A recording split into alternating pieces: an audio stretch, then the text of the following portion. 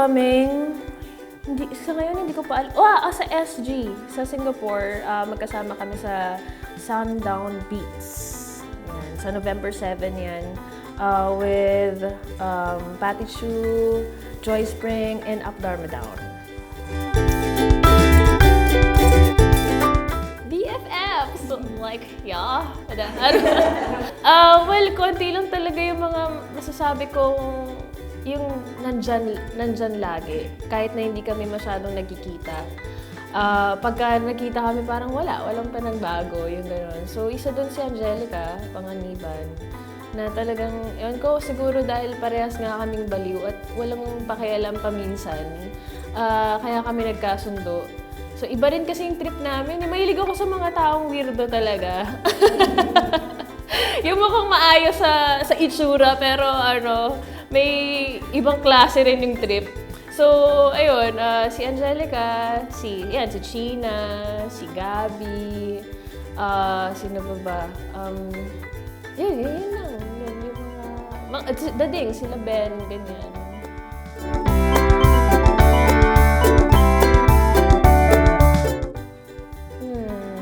Hirap naman. Siguro ramen na lang. Kasi marami siyang sangkap.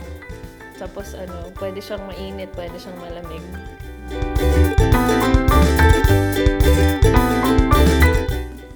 Love. Siguro tatawagin ko siyang dude. Hindi, joke lang. Siguro parang cute yung something na hindi masyadong ginagamit eh. Tawagin ko siyang MK.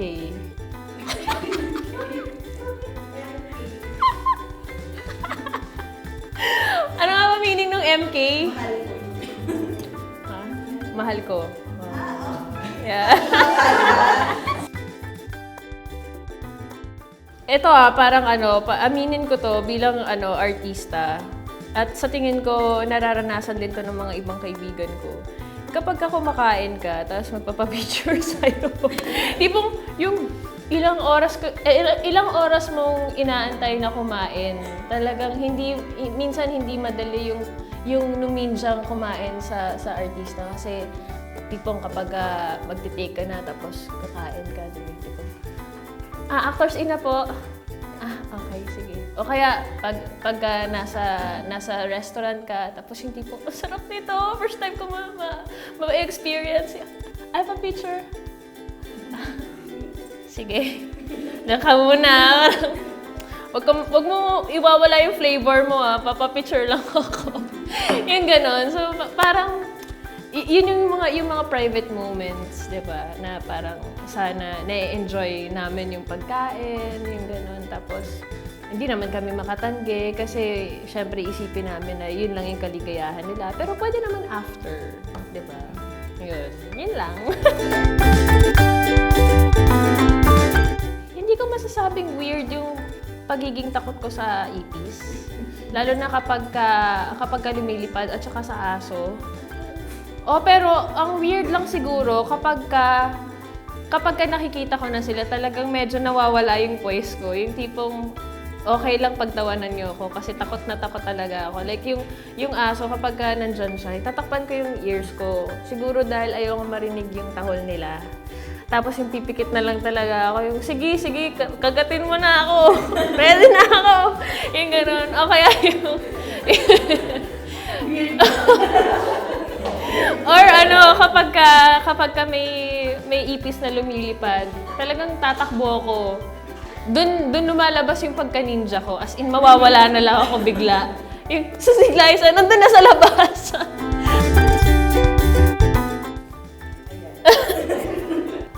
Palangiti ako, ganon.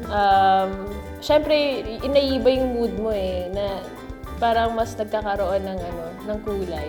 Yung ganyan. Tapos, hindi naman ako stubborn pagdating sa love, na kapag sinasabi ng iba na, wag yan. Siyempre, nandun pa rin yung isip. Pero, in general, masaya lang talaga ako.